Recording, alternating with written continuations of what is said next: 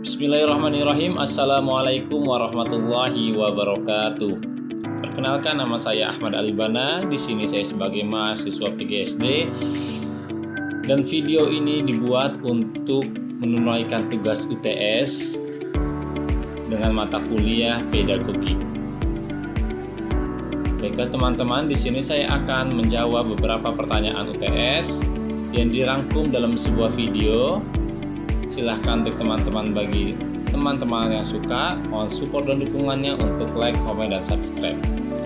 Baiklah, ada pertanyaan UTS terkait bab 1 mengenai bab konsep dasar pedagogi. A. Pengertian pedagogi. Apa sih itu pedagogi? Pedagogi adalah sebuah ilmu mendidik yang digunakan oleh pendidik untuk mendidik dengan seni mendidiknya, memahami, mendidik, mengajar, serta melatih peserta didik dari usia rendah atau taman kanak-kanak hingga usia dewasa, dengan harapan ilmu ini mempermudah pendidik untuk memahami cara belajar dan mengajar yang efektif untuk setiap usia pada jenjang tersebut. Baiklah, itu untuk pertanyaan bab 1 poin A. Berikutnya bab 1 masih bab 1 poin B. Pedagogik sebagai pendidikan dalam artian khusus dan artian luasnya. Artian khususnya adalah ilmu yang digunakan untuk mendidik anak, khususnya di usia rendah ataupun di usia dewasa, usia paling tinggi. Ruang lingkupnya itu mereka peserta didik baik dalam kelas maupun di luar kelas. Artinya orang tua pun harus mengerti ilmu pedagogik untuk mendidik anaknya di rumah. Guru pun harus mengerti ilmu pedagogik untuk mendidik seluruh anak muridnya yang jumlahnya banyak, dengan diferensiasinya perbedaan-perbedaan anak tersebut hingga tercapai capaian pembelajaran yang efektif dan efisien serta maksimal pendalamannya. Seperti itu. Sementara dalam artian luas, pedagogik sendiri adalah ilmu yang digunakan untuk mendidik anak-anak kita, ya, tidak harus di sekolah seperti itu, bahkan di luar sekolah pun bisa seperti itu. Dalam artian luas itu tidak terkotakkan atau tidak termarginalkan, tidak disempitkan oleh suatu lingkup ruang kelas seperti itu.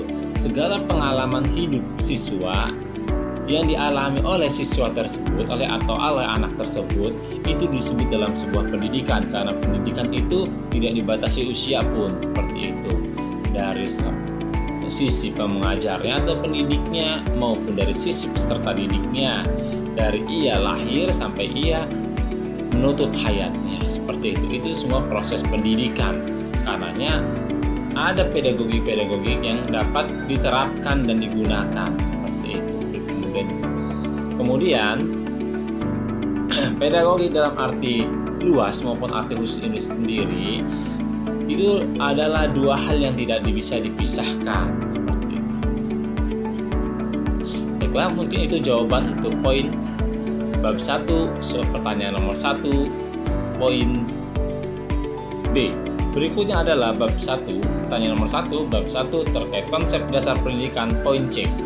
Apa sih bedanya mendidik, mengajar, dan melatih? Mendidik ialah proses yang lebih menekankan pada fokus perubahan karakter, moral, akhlak, pembentukan sifat, dan kemajuan peradaban yang dialami oleh siswa dari kurang baik menuju baik, dari baik menuju lebih baik lagi, pembentukan karakter poin intinya. Sementara mengajar adalah transfer nilai dari seorang pendidik ke peserta didik seperti itu. Dan melatih itu lebih fokus kepada pembentukan atau penggemblengan, penyemaian seperti itu dalam hal keterampilan seperti itu. Keterampilan apa yang harus dimiliki oleh siswa, keterampilan apa yang harus dimiliki oleh seorang pemuda, keterampilan apa yang dimiliki oleh seorang anak-anak pada usia tersebut, dalam keadaan tersebut, dan atas kebutuhan apa seperti itu. Kemudian itu mungkin jawaban untuk poin 1, pertanyaan 1 bab konsep dasar, poin C. Berikutnya adalah poin D, mengapa pentingnya pendidikan dan mengapa manusia memerlukan bantuan? Ya, penting pendidikan, karena apabila manusia tanpa pendidikan, manusia bisa tidak mengetahui baik dan buruknya.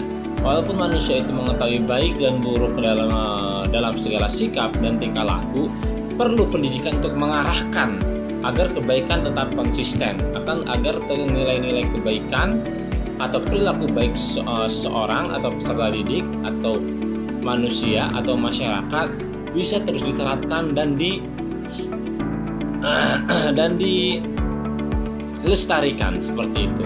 Sementara manusia kenapa butuh bantuan dalam hal tersebut? Ya, manusia membutuhkan bantuan karena manusia adalah makhluk sosial yang tidak bisa mengambil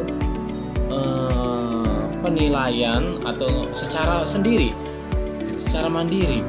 Butuh pembanding, butuh orang lain untuk entah itu mengakui atau mengevaluasi atau menyarankan atau merefleksikan setiap pandangan-pandangan atau sikap dalam hidupnya seperti itu.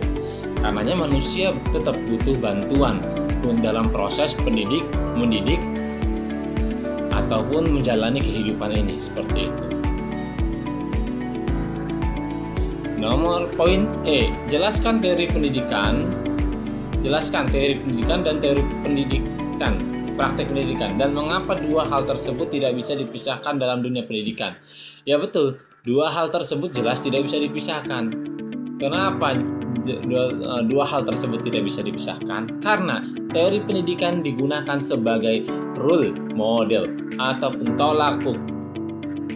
Ya, teori pendidikan jelas tidak bisa dipisahkan karena teori pendidikan sebagai role model, tolak ukur, line atau garis yang menjadikan mereka aturan-aturan tetap dan baku dalam proses mendidik bagi pengajar seperti itu. Karena apabila seorang pendidik atau pengajar tidak pernah mempelajari teori pendidikan atau tidak mengetahui sama sekali teori pendidikan, ia tidak mengetahui apa yang dilakukan dalam proses pembelajaran dan mengajar itu benar atau tidak, atau apa capaiannya, apa standarnya, apa dasarnya. Nah, teori pendidikan itu penting untuk menjadi dasar fundamental gitu dalam hal mendidik anak seperti itu. Jangan sampai tidak mengetahui teori pendidikan. Contohnya, seorang guru yang mana dia mengajar bertahun-tahun, seperti tahu cara mengajar, tapi tidak pernah mengetahui teori pendidikannya, dia akan tidak mengetahui atau kurang mengetahui apakah hal yang dia lakukan selama ini sudah benar atau belum, apakah hal yang dia lakukan selama ini berdasar atau tidak, apa tujuan dari hal-hal yang dia lakukan ini, apa dasar-dasarnya, apa konsep jelasnya, atau bagaimana cara pembelajarannya atau pengajarannya supaya lebih efektif seperti itu. Jadi disitulah pentingnya teori pendidikan supaya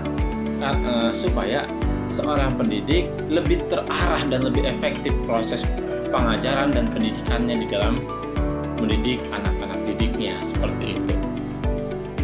Baiklah, itu poin E. Sampai sini poin 1, pertanyaan 1 bab konsep dasar pendidikan, poin A sampai poin E.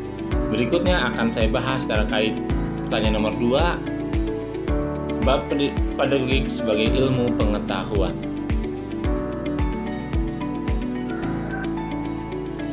Bismillahirrahmanirrahim. Oke, nomor 2 pada bab pedagogi sebagai ilmu pengetahuan. Di sini ada pertanyaan-pertanyaan yang akan kita bahas dan kita jawab. Pertanyaan ini harus berdasarkan pada buku karangan dari Saripudin dan Kurniasih. Oke. Poin A, jelaskan 5 fungsi dan tugas pedagogik yang kita ketahui. Fungsi pertama adalah untuk mendidik, membantu proses pendidikan. Pedagogik harus mampu membantu proses pendidikan, karena itu fungsi dari ilmu pedagogik ini sendiri dirumuskan seperti itu. Dijadikan sebuah ilmu karena untuk membantu proses pendidikan, khususnya bagi pendidik dan para guru sekalian. Umumnya untuk seluruh masyarakat, orang tua, tokoh masyarakat, tokoh agama, dan lain-lainnya. Yang kedua adalah untuk proses pengajaran. Nah, pastinya selain mendidik, seorang guru harus mengajar. Untuk mencapai pembelajaran yang efektif, efisien, serta mendalam dan lebih terserap, maka pedagogik harus diterapkan. Karena fungsi dan tujuan itulah yang menjadikan pedagogik tetap eksis. Yang ketiga adalah untuk melatih. Yang keempat adalah untuk mengembangkan. Dan yang kelima adalah untuk evaluasi. Di sini penting. Semua hal-hal tersebut saling berketerkaitan untuk menuju pembentukan karakter dalam hal mendidik, kemudian untuk efisiensi dan efektivitas dalam pembelajaran, untuk transfer ilmu pengetahuan, untuk pengembangan kemampuan siswa, pencapaian penilaiannya, pengembangan nilainya dari nilai 6 gimana caranya semester depan dapat nilai 7, dari nilai 7 bagaimana semester depan dapat nilai 8. Itu semua dibantu dengan ilmu yang namanya ilmu pedagogik. Kemudian juga bagaimana setiap siswa itu punya keterampilan, maka pedagogik penting dalam hal melatih. Penerapannya itu dalam hal melatih siswa. Kemudian apalagi untuk membimbing siswa, karena setiap siswa, contoh ada siswa inklusif, siswa yang punya berkebutuhan khusus, maka guru harus paham dan menerapkan ilmu-ilmu pedagogik untuk mendekati siswa tersebut dalam halnya untuk melatih, membimbing siswa dan mengarahkannya menuju potensi-potensi dirinya agar siswa mampu mengembangkan, memaksimalkan potensi dalam dirinya. Kemudian untuk mengevaluasi, setelah proses pendidikan, pengajaran, pelatihan, pembimbingan dan pengawasan juga dilakukan serta pengarahan, maka butuh dievaluasi apakah hal tersebut sudah sebenarnya sesuai dengan teorinya, sudah sesuai dengan harapannya, tujuannya. Nah, seperti itu. Maka harus dievaluasi, dan apakah hal tersebut sudah sesuai dengan tujuan, visi misi dari sekolah itu sendiri. Nah, karenanya harus ada evaluasi dengan menerapkan ilmu pedagogik seperti itu. Ya, berikutnya adalah kita jawab pertanyaan. Saya lihat dulu di sini pertanyaannya. Kita jawab pertanyaan bab 2. Pedagogik sebagai ilmu pengetahuan. Poin B. Jelaskan pedagogik sebagai ilmu empiris. Ilmu empiris artinya ilmu, kalau menurut saya sendiri, pedagogik sebagai ilmu empiris ialah ilmu yang kita dapat dari proses pembelajaran itu sendiri, dalam artian setelah seorang guru itu mengajar, dia melakukan observasi, dia melakukan diagnosis, proses pembelajaran itu berjalan bukan hanya sehari tapi berhari-hari, dari setiap hari pertama, hari kedua sampai hari berikutnya akan terus ada evaluasi seperti itu. Ada interaksi pembelajaran di mana guru bertanya pada siswa, siswa menjawab, siswa bertanya pada guru, guru memperhatikannya dan semacamnya. Nah, hal itulah disebut sebagai pedagogi sebagai ilmu empiris, yang artian ilmu itu tidak singkat. Ilmu itu dicapai dan dipelajari dari hasil pengalaman atau proses pendidikan itu sendiri yang berlangsung panjang. Jadi banyak faktor-faktor yang mempengaruhi siswa, dan faktor-faktor itulah yang menjadi penyerapan dalam ilmu pedagogik dalam proses evaluasi dan pengembangan kemampuan siswa seperti itu. Kemudian berikutnya adalah pedagogik sebagai ilmu kemanusiaan. Pastinya pedagogik sangat mempertimbangkan hal-hal kemanusiaan seperti misalnya psikologi siswanya, kemudian apakah siswa tersebut inklusif atau bukan, berkebutuhan khusus atau tidak, bagaimana keadaan di rumahnya, seperti apa proses pendidikan di rumahnya, seperti apa lingkungan masyarakat yang ada di lingkungan sekolah tersebut atau lingkungan siswa tersebut. Itu akan mempengaruhi psikologi, karakter, sifat, cara pandang dari siswa tersebut. Makanya ilmu pedagogi sendiri sangat mempertimbangkan hal tersebut. Makanya disebut pedagogi sebagai ilmu kemanusiaan, karena pedagogi sebagai selaras dengan tujuan pendidikan, yang mana pendidikan dan pedagogi itu adalah ilmu yang memanusiakan manusia untuk menjadikan manusia seutuhnya, seperti itu. Karena tujuan pendidikan adalah menjadikan manusia seutuhnya, manusia yang potensial, manusia yang baik secara moral, etika, sikap, dan berilmu tinggi, berbadan sehat, berpengetahuan luas, seperti itu. Oke, berikutnya pedagogi sebagai ilmu normatif. Ilmu normatif. Apa sih itu pedagogi sebagai ilmu normatif? Ilmu normatif dalam artian ilmu yang kalau menurut saya itu ilmu yang ilmu yang harus dikonsep, seperti itu. Ilmu yang harus dipersiapkan, dalam artian pedagogi itu sendiri tidak plak-ketuplak gitu tuh, langsung gimana di lapangan. Nah, tapi butuh standarnya, butuh fundamentalnya atau hal-hal dasarnya, seperti itu. Makanya pedagogik sendiri tidak hanya berlaku pada hari itu dan bagaimana pendidikan itu dilakukan pada hari itu, tapi kemudian ketika kita lihat proses pendidikan pada hari itu juga ternyata begitu ya hasilnya, ya udah itu hasilnya. Tapi pedagogik sendiri harus berpikir dengan adanya ilmu pedagogi ini, seorang guru berpikir, maksud saya, apa yang harusnya dan bagaimana baiknya dengan kejadian fenomena pendidikan seperti itu, hal-hal apa yang harus dilakukan supaya tidak terjadi seperti itu atau bisa lebih baik dari itu, seperti itu. Jadi pedagogi sendiri memberikan standar-standar yang lebih atau pencapaian yang ingin dilakukan lebih oleh guru, seperti itu. Misalnya jika anak itu bertemu guru hanya bisa salam atau mengucapkan assalamualaikum ibu, walaupun jaraknya cuma 2 meter, kenapa tidak anak itu diajarkan atau dilatih atau dididik untuk bersalaman, mengecup tangan gurunya atau mencium tangan gurunya, seperti itu. Nah, itu yang menjadikan pedagogi itu penting, seperti itu, karena di situ ada poin-poin nilai-nilai plus nilai moral, etika, agama, dan semacam atau budaya sekalipun, seperti itu. Nah, itu yang menjadikan pedagogi sebagai ilmu normatif, dalam artian bisa mengembangkan terus hal-hal baik dari teori-teori atau dari praktik di lapangan dan teori-teori yang kita terus kembangkan dan analisa, seperti itu. Berikutnya, itu menurut saya.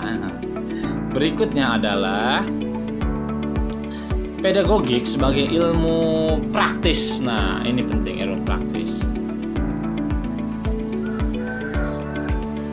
Artinya pedagogi sendiri ini menjadi sebuah, tadi seperti yang pernah saya sampaikan, menjadi sebuah role atau tolak ukur atau petunjuk atau panduan bagi seorang guru atau pengajar atau pendidik itu dalam hal mengajar, dalam hal mendidik, melatih, membimbing, mengevaluasi proses pendidikan itu sendiri. Dalam hal demikian, proses pendidikan itu setelah terjun ke lapangan dengan metode yang kita gunakan, kurikulum yang ada, maka pedagogi berfungsi untuk mengevaluasi itu. Apakah metode itu layak, cocok, efektif atau efisien? Apakah kurikulumnya benar diterapkan? Nah, ini akan menjadi sebuah ilmu praktis, dalam artian pedagogi memberikan kita opsi-opsi dengan kejadian di lapangan tersebut, metode apa yang cocok, pendekatan apa yang cocok untuk proses pembelajaran pada siswa tersebut, pada mata pelajaran apa, seperti itu, pada kegiatan apa. Nah, itu semua harus selaras dengan tujuan pendidikan, kemudian dengan ilmu yang kita gunakan, dan keadaan praktek di lapangannya, seperti itu. Oke, mungkin itu saja. untuk jawaban pada bab pedagogik sebagai ilmu pengetahuan. Dari poin A sampai poin D. Ada yang kurang. Ternyata bagaimana seandainya? Belum. Ada poin D-nya belum. Maaf. Poin D. Pedagogik sebagai teoristis dan pedagogik sebagai praktis. Kalau dua hal tersebut dipisahkan, apa yang terjadi? Yang terjadi ada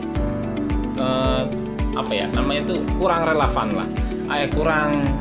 Kurang apa? Tidak sinkron gitu antara proses pembelajaran atau praktek di lapangan dengan teorinya. Karena teori sendiri diciptakan untuk menjadi arah tujuan atau pegangan bagi guru. Seperti itu. Sementara praktek, karena teori sendiri dibentuk untuk menjadi arah pegangan bagi guru, sementara praktek itu ya gimana di lapangannya.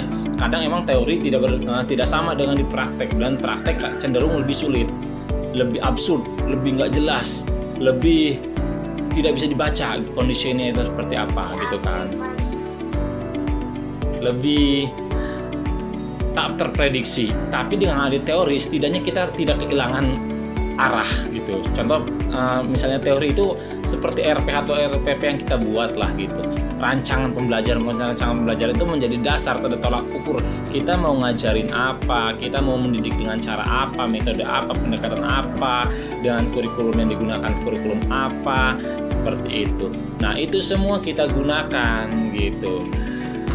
Kalau dua-duanya tidak beriringan bersama, secara mereka ini berdampingan dalam proses pembelajaran, seorang guru tidak sekedar membuat RPH atau RPP, tidak sekedar bicara teori dalam buku, tapi harus terjun ke lapangan. Kalau salah satunya tidak dilakukan, maka akan adanya ketidakjelasan dalam proses pembelajaran. Tujuannya tidak jelas, dasarnya tidak jelas, pendidikan tidak jelas, tidak relevan nantinya. Kemudian juga hasil yang dicapainya tidak maksimal. Kemudian juga ada pembuangan atau pemborosan waktu, dalam artian guru itu karena tidak mendapat cara pembelajarannya efektif, maka akan ada pemborosan waktu gitu, pengulangan yang tidak harusnya diulang, seperti itu ya. Mungkin itu saja untuk jawaban nomor D, yang artinya dua hal tersebut harus berdampingan, minimal menjadi tolak ukur atau landasan bagi seorang guru dalam mendidik anak-anaknya gitu. Ataupun para umumnya ya, seperti itu. Baiklah, itu untuk poin B. Untuk nomor 2, bab pedagogik sebagai ilmu pengetahuan. Nanti mungkin masih ada banyak pertanyaannya, ini cukup banyak ya pertanyaannya ya. Kita lihat banyak sekali ini pertanyaannya, luar biasa, waktunya sebentar. Oke, berikutnya adalah pertanyaan 3, yaitu bab 3, landasan filosofis dalam pendidikan. Pertanyaan poin A, landasan filosofi dalam pendidikan Indonesia berdasarkan pada Pancasila UUD 45. Oke, dan sebutkan penjelasan 3 makna landasan tersebut. Ya, artinya landasan tersebut haruslah memiliki poin-poin penting. Biasanya kalau filosofi, berdasarkan filosofi, landasan itu punya 3 poin. Seperti 3 maknanya itu adalah seperti makna ontologi, makna epistemologi, dan makna aksiologis. Nah, ini filosofi pendidikan yang telah kita pelajari di semester sebelumnya. Nah, apa tadi itu pertanyaannya? Sebentar. Nah, epistemologi ya jelaslah apa itu pendidikan, tujuannya untuk apa dari Pancasila itu sendiri. Kenapa Pancasila dan UUD 45 itu berperan penting dalam menjadi role model dasar pendidikan di Indonesia. Seperti itu tuh, wujud nyatanya seperti apa. Gitu ya kalau menurut saya sendiri mah. Kemudian apa hasilnya nanti? Apakah kemakmuran sebuah bangsa, kemajuan sebuah bangsa, etika dan bangsa yang lebih dijaga, moral, peradaban bangsa Indonesia yang lebih maju, seperti itu. Itu tujuannya, seperti itu. Itu 3 makna tersebut dirangkum dalam jawaban itu. Ya, kemudian karena sudah pagi ini saya kejar-kejaran waktu. Jika tidak ada ya gimana kalau tidak ada, maka minimal nih kalau diminta saya 5 penjelasan ya, akan ada kesenjangan sosial yang sangat timpang antara si kaya dengan si kaya, si miskin dan si miskin. Si kayanya kurang berempati kepada si miskinnya pun akan kurang, sangat tidak bermoral. Kemudian akan ada less moral atau moral yang sangat rendah, banyaknya etika yang ditabrak seperti itu. Walaupun pendidikan gak menjamin orang itu beretika, tapi pendidikan tetap berupaya untuk membentuk sebuah etika, moral, dan peradaban umat manusia, khususnya di Indonesia. Kemudian setelah yang kedua tuh, ya pertama itu kesenjangan, yang kedua adalah etika adanya res moral yang sangat parah, yang ketiga kemudian ada banyaknya kemiskinan. Angka kemiskinan akan merajalela seperti itu. Kenapa merajalela? Dikarenakan susahnya pencarian kerja. Kenapa susah pencarian kerja? Dikarenakan banyak yang tidak kompeten atau mengerti kemampuan dirinya, tidak percaya diri untuk mengembangkan usaha walaupun dia tidak bekerja ke orang lain seperti itu. Kenapa? Karena potensi itu tidak digali dan tidak dimunculkan dalam proses pendidikan di sekolahnya atau di rumahnya. Karenanya penting itu pedagogi seperti itu. Penting itu filosofi negara itu megang hal tersebut ya. Oke, itu menurut saya. Itu baru berapa? 3. Oke. Yang keempat, bagaimana lagi yang keempat itu?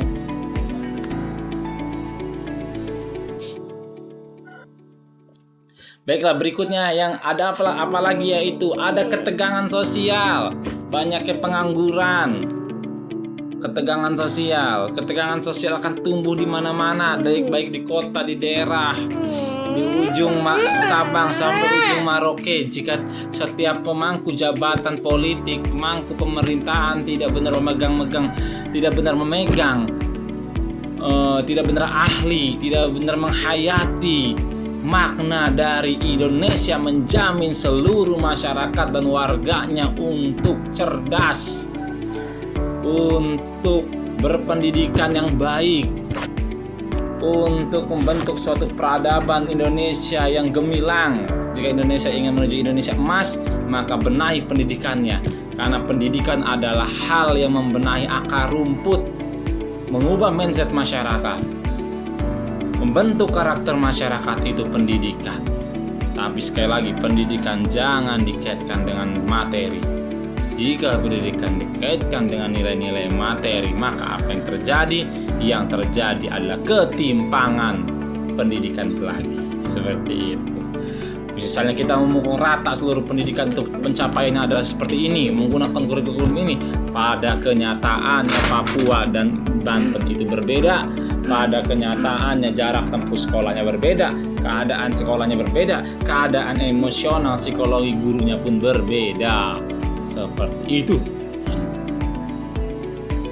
Kemudian apa, saya lihat dulu pertanyaannya ini. Yang berikutnya ada apa tuh? Ada banyak pengangguran. Ya, Pak ya. Terus ada banyak ketidakadilan. Kenapa ada banyak ketidakadilan? Dikarenakan hal tersebut terjadi disebabkan oleh kurangnya. Karena ini itu harus dididik. Hati harus dididik. Pikiran kita agar selaras dengan hati kita harus dididik. Mata, mulut, telinga semuanya harus dididik. Bahkan yang paling sulit adalah mendidik diri kita. Karena keadilan lahir dari keputusan setiap individu. Apabila individu itu tidak dididik dengan baik oleh nilai yang didasari nilai Pancasila yang ada di Indonesia ini, atau pendidikan Indonesia itu apa dasarnya? Pancasila, UUD 45. Maka penting bagi pemerintah memperhatikan hal sedetail itu. Oke, gitu ya. Terima kasih. Berikutnya akan saya jawab pertanyaan nomor 4. Baiklah, untuk pertanyaan pada poin pertanyaan nomor 4, yaitu bab landasan psikologis dalam pendidikan ya. Pada buku Landasan Pendidikan Hamzah Beuno and Nina Lametengo. Oke. Di sini ada pertanyaan poin A, sebutkan dan jelaskan 5 model belajar siswa. Kalau yang saya tahu ya, 5 model belajar itu kayak model sebentar. Model PBL, pembelajaran apa tuh? Berbasis tuh problem based learning. Salah satunya itu. Yang artian 5 model atau cara pembelajaran ini itu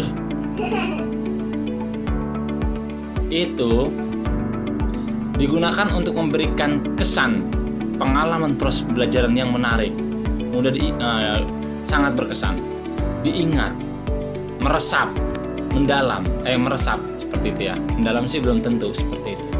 Meresap, memberikan kesan pembelajaran hingga anak itu senang belajar seperti itu. Nah, ada misalnya contohnya itu belajar dengan cara kooperatif atau kerjasama. Yang sebelumnya itu PBL, problem based learning, pemecahan masalah dengan anak-anak dikasih permasalahan, kemudian memecahkan baik mandiri atau bersama seperti itu. Tujuannya itu supaya anak-anak tuh mampu mengasah anak-anak untuk berpikir kritis seperti itu, detail seperti itu. Artinya anak dikasih pertanyaan atau permasalahan, silahkan pecahkan masalah-masalah tersebut berdasarkan muatan pembelajaran yang sedang dibahasnya. Kemudian pembelajaran secara kooperatif atau kerjasama gitu, seperti itu. Kerjasama, jadi teman-teman anak-anak mengerjakannya bersama-sama dengan tujuan pada di sini pada materi atau sosial, aspek sosialnya sangat ditekankan seperti itu.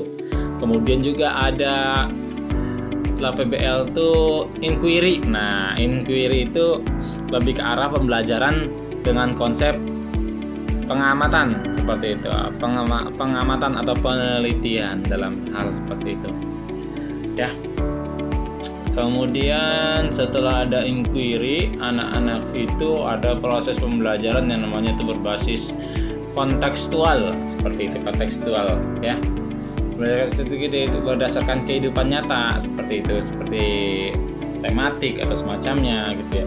Dalam artian anak-anak mengetahui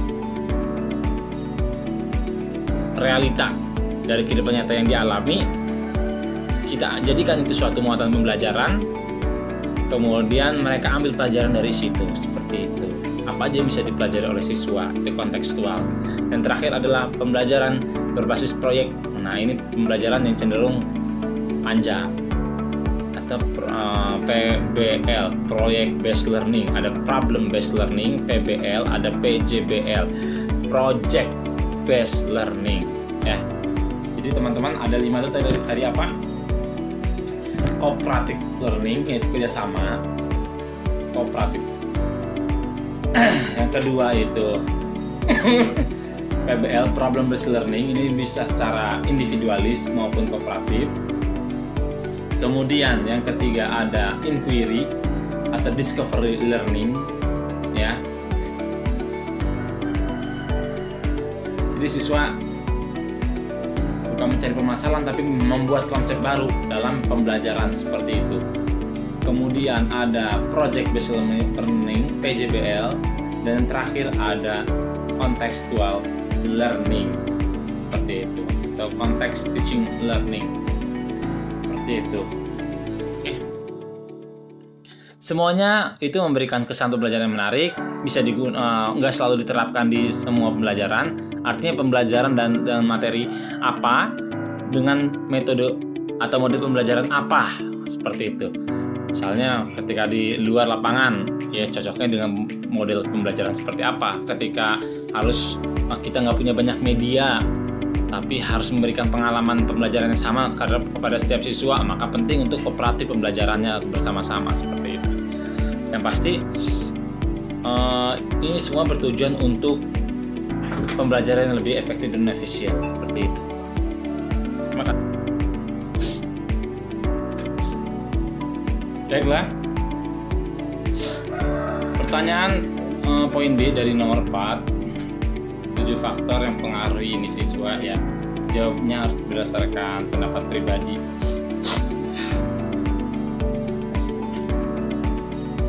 Pertama adalah bawaan dari lahir atau intelijensi, IQ-nya. Itu salah satu faktornya. Itu salah satu faktornya dari 7 faktor menurut saya pribadi. Jadi IQ itu salah satu unsur yang cukup menentukan, tapi tidak menentukan banget seperti itu, karena masih ada usaha dan macam-macam. Tapi itu adalah fitrah, itu alami, itu adalah suatu hal yang dia bawa dari lahir. Walaupun itu bisa berkembang atau enggaknya, bagaimana proses pendidikannya, intelijensi, IQ.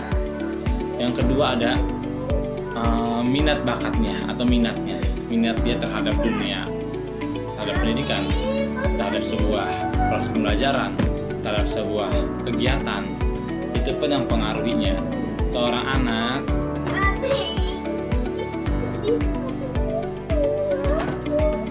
coba dicari lagi yang benar coba.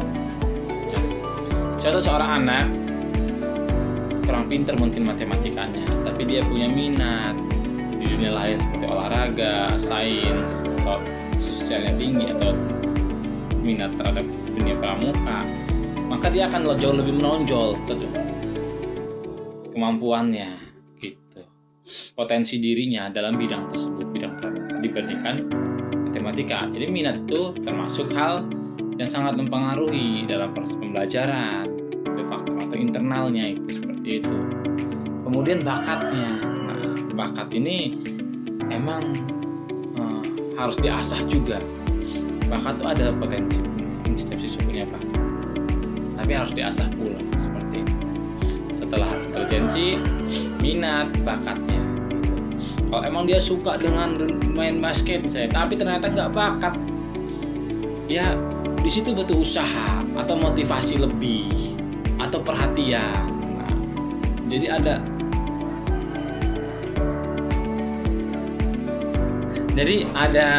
apa tadi tuh, IQ-nya, intelijensinya, gimana kecerdasan dia, kemudian minatnya, kemudian bakatnya, kemudian perhatian dan fokusnya gitu. Kalau dia walaupun dia nggak punya bakat, tapi dia punya minat dan dia fokus, perhatian, sungguh-sungguh ya dalam hal tersebut, maka insya Allah akan dicapai, akan lebih baik lagi, akan maksimal dia pada hal tersebut. Walaupun misalnya dia emang tidak punya bakat dalam hal tersebut, tapi ada minat dan perhatian. Karena minat dan perhatian itu bisa didorong gitu. Minat bisa didorong dalam perhatian, fokus kegiatannya sungguh-sungguh dalam hal seperti mencada wajada seperti itu. Didorong lagi dengan intelijensinya seperti itu. Ya. Kemudian setelah itu ada motivasi. Motivasi itu dalam dirinya rasa keinginan yang kuat gitu. Makanya kadang proses pembelajaran itu guru nggak sekedar memberikan nilai, tapi harus penting memberikan motivasi. Karena tujuannya motivasi itu untuk cuan, apa yang dalam dirinya, menarik potensinya dengan hal-hal menarik. Iya, cukup kegedean. Ya, kemudian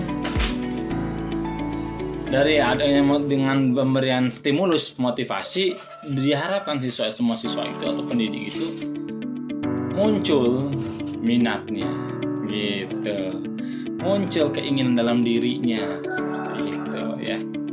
Kemudian yang berapa tadi tuh? Pertama ada intelijensi ya. Oke, bekal nih, bawaan. Tapi jika anak itu udah punya minat, setelah punya minat dia punya kesungguhan, ada timbul motivasi. Setelah itu ada perhatian atau kesungguhan gitu ya. Artinya dia nggak mengabaikan setiap hal yang dia sukai, yang dia minati, untuk mampu untuk bisa dalam hal tersebut gitu ya. Itu bisa mendorong. Alhamdulillah jika dia memang punya berbakat dalam hal tersebut. Nah, ini poin plusnya seperti itu. Yang kemudian ada apa lagi? Keadaannya, kesehatannya, psikologinya, fisiknya. Nah, dia punya hal tersebut tapi fisiknya nggak mendukung, ini susah untuk mencapai potensi maksimalnya gitu. Golden periodnya itu seperti itu. Ya, psikologinya gimana, psikologinya, karakternya gimana, karakternya gimana pembawaan anaknya, dalam sabar, dalam belajar dia sabar enggak, ulet enggak, gitu seperti itu. Karakternya ini bisa enggak dengan kegiatan tersebut, profesi tersebut, minat tersebut, seperti itu. Ya, mentalnya, kesehatan mentalnya juga, selain kesehatan mental, kesehatan fisik juga seperti itu. Itu faktor-faktor internalnya yang ada dalam dirinya, nggak nyangkut orang lain. Ada faktor yang juga eksternal, baik itu dalam lingkungan rumah, gimana dorongan motivasi dari keluarganya, gimana dorongan motivasi dari saudara-saudaranya, gimana lingkungan rumah mendukung, menyemangati atau membantu dia dalam proses pencapaian keinginan dan cita-citanya, gitu, seperti itu. Untuk mendukung proses pembelajarannya. Setelah itu gimana lingkungan masyarakatnya, apakah masyarakat itu baik atau enggak, apakah masyarakat itu motivasi untuk belajar, untuk sekolah atau enggak. Nah, itu faktor ketujuh, dan itu faktor krusial dalam artian pendidikan tuh dirinya masyarakat yang mendidik kan kita tahu juga ya, sekolah, pertama rumah, masyarakat, sekolah. Nah bener, rumah dan masyarakat ini faktor eksternal nih, tiga-tiganya nih, lingkungan sosial, masyarakat, lingkungan rumah, juga lingkungan sekolahnya. Seperti ini semua eksternal yang bisa menumbuhkan motivasi, kesehatan psikologi, minat, bakat, hingga intelijensinya lebih terarah. Ini faktor-faktor ini. Walaupun keluarga bisa ada genetik intelijensinya seperti itu, tapi tiga faktor ini semuanya eksternal ini sangat mempengaruhi faktor-faktor internal tadi. Makanya ini temukan tiga hal ini atau bentuk tiga hal ini dalam perkembangan diri. Baiklah, mungkin itu saja jawaban-jawaban yang bisa saya sampaikan untuk PTS atau UTS pengembangan semester di mata kuliah pedagogi pada semester ini. Semoga di semester berikutnya saya lebih baik lagi. Sebelumnya saya ucapkan terima kasih dan mohon maaf jika masih banyak kekurangan di sana dan di sini, masih banyak kekurangan dalam penjelasan, penyampaian atau semacamnya atau dalam pembuatan video ini, dikarenakan saya pribadi manusia biasa, masih berproses, masih berbelajar, masih mengemban ilmu, mengemban amanah, dan doakan juga semoga kami semua mendapat hasil terbaik dari apa yang kami usahakan dan upayakan. Wabillahi taufiq wal hidayah. Wassalamualaikum warahmatullahi wabarakatuh.